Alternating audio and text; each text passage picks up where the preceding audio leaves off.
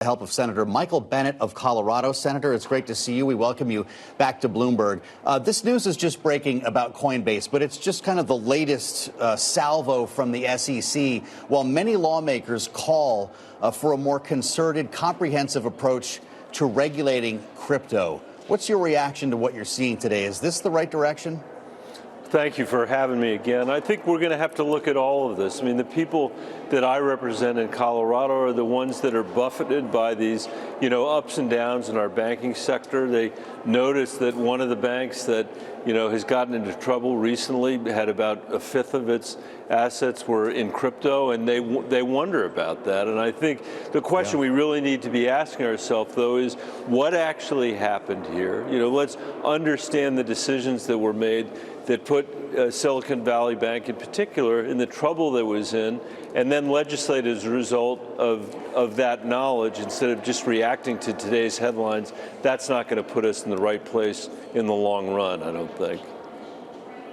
Speaking of what happened with Silicon Valley Bank, you had Treasury Secretary Janet Yellen on the Hill today, and she said that there won't be any sort of blanket insurance with the FDIC when it comes to banks. At the same time, I know in Congress, a lot of lawmakers are debating whether or not the FDIC should be lifted. Should the timeframes be extended right now, given the crisis? Where do you stand when it comes to this debate? I've heard some suggestions where people have said maybe we should figure out a way to put a 2-year moratorium on all this, where we just say we're going to insure deposits for 2 years until we can figure out the regime that we need to put in place. I think some legitimate questions have been raised in the wake of this about what purpose is served in having some of these deposits insured, some of these deposits uninsured, or drawing that line at $250,000. And again, these are all things that we should be looking at. We should be having hearings. We should have experts come in and testify. I think in the long run, what we need to make sure that we're doing is that the American people and the businesses that they own have access to capital at every level of the economy. That we regulate this in a way that makes sense for the very largest banks that may be very different from the way we want to regulate things for smaller, more rural banks. One of the things I was very concerned about coming out of the 9/10 downturn was that our small businesses, our farmers, and many rural folks lost access to banks, partly as a result of the downturn, but also partly as a result of the increased fixed costs that we were then requiring because of concerns, very well-founded concerns, about regulations of the largest banks in America.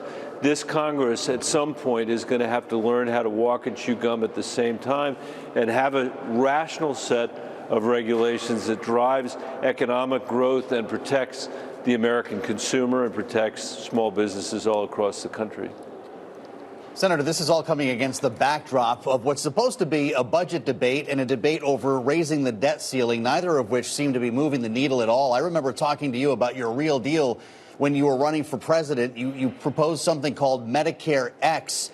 We don't even have entitlements on the table right now, Senator. So what is there to negotiate as Republicans in the House call for cuts? Well, first of all, thanks for noticing that I ran for president. Almost nobody did, and I appreciate that very much. It doesn't happen very often, and I think that what we need to have is a serious discussion in this country about how we bring our revenue line and our cost line into line with each other. We haven't done that since both of those things were about 19% of our GDP. And actually what I've heard mostly on the Republican side is that they're saying these days, well, we don't want to touch these programs either, like Medicare or Social Security, because they're so popular. I do think there are important reforms we could make on the health care side that would drive costs down for the American people and make these programs less expensive over time. I think that we could lift the cap on the Social Security tax, and that would help keep Social Security solvent. But I also think we can't ignore the revenue side of this. The reality is that the permanent extension of the Bush tax cuts, which I voted against, the Trump tax cuts, the vast majority of which went to the very top 1% of people in this country, top 5% of people in this country. Those are and that we borrowed all money from the American people, from from police officers and firefighters and teachers. Yeah. We never paid for any of that. You know, I think that all these things together we're going to have to put in the middle of the table. In the meantime, it would be useful and constructive for us not to blow up the credit rating of the United States of America by tripping over the debt ceiling, which is simply political. This is politics at its worst, and we should not. Let's have an agreement that says let's not make matters worse for stupid politics, and instead get people into a room and have them have a real negotiation.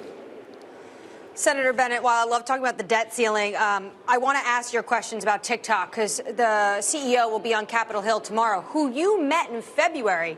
But Shu Chu has said, let me state this unequivocally, ByteDance is not an agent of China or any other country. Having spent time with this executive, Senator, do you believe him? Well, I don't have any reason to think he's not saying what he believes is true, and he's, because we live in a free country, I'm glad he's coming to testify. He, of course, is from Singapore, not from China or not from Beijing, and we're going to need to listen to what he says. I can tell you I found him completely unconvincing on the stuff that I cared about. Wow. And the idea that, you know, we should somehow turn a blind eye when ByteDance wholly owns TikTok, and ByteDance, notwithstanding what Mr. Shu says, is subject to the privacy laws of the CCP, which could lead to the CCP forcing TikTok to disgorge their data if they chose to do that. In my office, he actually said that was true, that recitation of the law was true. Now he's saying something different, and I'm not saying he's saying something untrue. I'm just saying it's not the same thing he said when he talked to me. And the more important point, or another important point to me, is at the end of his testimony, I read it today, he makes the point that TikTok is not available in China. There's a reason for that. They call it digital opium there. You know, they are happy to export something here that 150 million Americans are consuming 3 weeks a year, you know, on a platform that's run by the CCP that may serve their interests in hoovering up data from the American people. I can see why he'd be interested in protecting that. I think the American people have the imagination, if we chose to choose a different platform, and I think that's what we should do.